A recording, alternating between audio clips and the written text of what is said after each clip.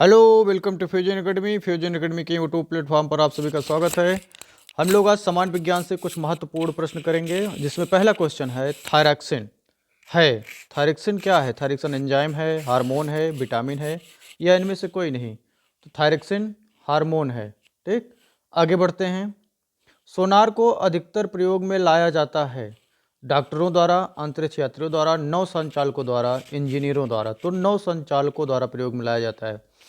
जो पनडुब्बियाँ होती हैं वो सोनार का प्रयोग करती हैं सामने के ऑब्जेक्ट को डिटेक्ट करने के लिए समुद्र के अंदर, यानी अंडरग्राउंड वाटर। वो क्या क्या माप सकती हैं? दिशा पता कर सकती हैं, उसका दूरी पता कर सकती हैं, ये सारी चीज़ें ये डिटेक्ट करती है।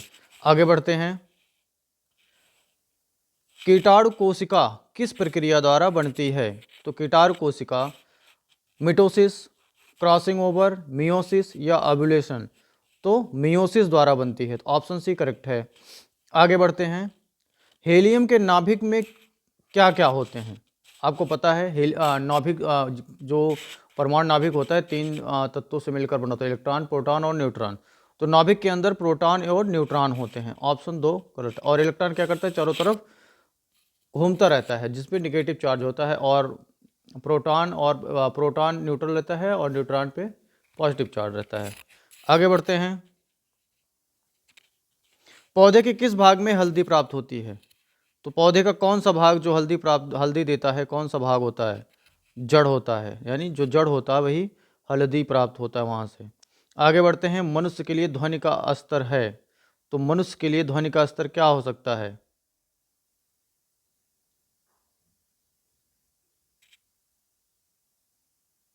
60 डेसिबल।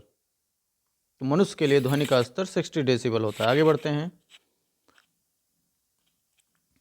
निम्न में स्थलीय ग्रह है, तो स्थलीय ग्रह चार होते हैं।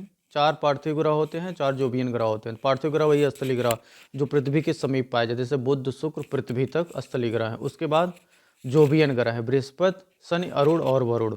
तो ऑप्शन बी करेक्ट है। इसमें बुध जो है, बाकी सारे कौन से हैं? जोवियन ग्रह हैं। जोवियन क्या है? यूरोप की देवी बोला जाता है उनको। मलेरिया की दवा कुनैन प्राप्त होती है ईस्ट से, बैक्टीरिया से, आवृतबीजी पादप से या शैवाल से? तो आवृतबीजी जो पादप होते हैं वहाँ से प्राप्त होता है कुनैन।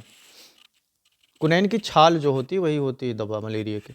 भारत में प्रचुर मात्रा में उपलब्ध महत्वपूर्ण नाभिकीय ईंधन हैं यूरेनियम, इरिडियम, प्लूटोनियम, थोरियम। तो जो महत्वपूर्ण जो भारत में प्रचुर मात्रा में उपलब्ध है थोरियम है। आगे बढ़ते हैं। नीलम किसकी प्रजाति है? नीलम अंगूर, सेब, पपीता, आम? तो नीलम आम की प्रजाति है। आगे बढ़ते हैं। धान के खेत में कौन सी गैस निकलती है? सभी को पता होना चाहिए, मेथेन गैस निकलती। तो मेथेन कौन सा? CH4 होता है। ठीक, आगे बढ़ते हैं। सूर्य का आकार पृथ्वी से कितना गुना बड़ा है? तो सूर्य का आकार पृथ्वी से 109 गुना बड़ा है, 109 गुना। आगे बढ़ते हैं। किसी वस्तु का प्रतिबिंब मनुष्य की आंख में कहाँ बनता है? तो उसकी रेटिना पर बनता है, सभी को मालूम होना चाहिए। आगे बढ़ते हैं। सौरमंडल का सबसे बड़ा या नहीं सबसे ठंडा ग्रह कौन सा है? तो सबसे ठंडा ग्रह नेपच्यून है। ठीक, आगे बढ़ते हैं। रेड डेटा बुक और रेड लिस्ट संबंधित है IUCN या UTS, IBWC, WWF? तो IUCN है ना। इसमें क्या होता है? इसमें जो संकटापन्न जो प्रजातियां होती हैं जानवरों की, वो इसमें जो है इस बुक में संबंधित होते हैं, उसमें लिखे जाते हैं। आगे बढ़ते हैं। न्यूक्लियर बम बनाने के लिए निम्नलिखित में से किसका प्रयोग किया जाता है? तो न्यूक्लियर बम बनाने के लिए यूरेनियम का प्रयोग किया जाता है। ठीक, आगे बढ़ते हैं। स्थिति विज्ञान निम्नलिखित में से किससे संबंधित है? स्थिति विज्ञान विश्राम की स्थिति है ना, विश्राम की स्थिति बताता है।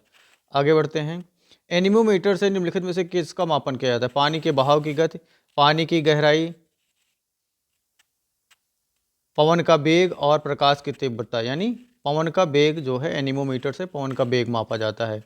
डेंगू बुखार जो उत्पन्न होता है और दूसरे मनुष्य पे पहुंच जाता है, कैसा होता है? वायरल होता है ना, वायरस होता है और माडा एडिज मच्छर द्वारा होता है डेंगू बुखार।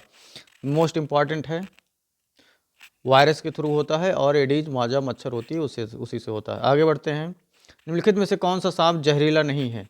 जहरीला सांप अजगर नहीं होता, बाकी कोबरा, वाइपर, कोरल स्नेक सारे के सारे होते हैं। आगे बढ़ते हैं।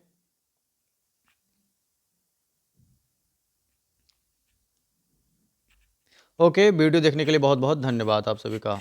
अच्छा लगे वीडियो शेयर ज़रूर करें, अपने दोस्तों से बोलें, सब्सक्राइब करें। वीडियो देखने के लिए बहुत बहुत धन्यवाद।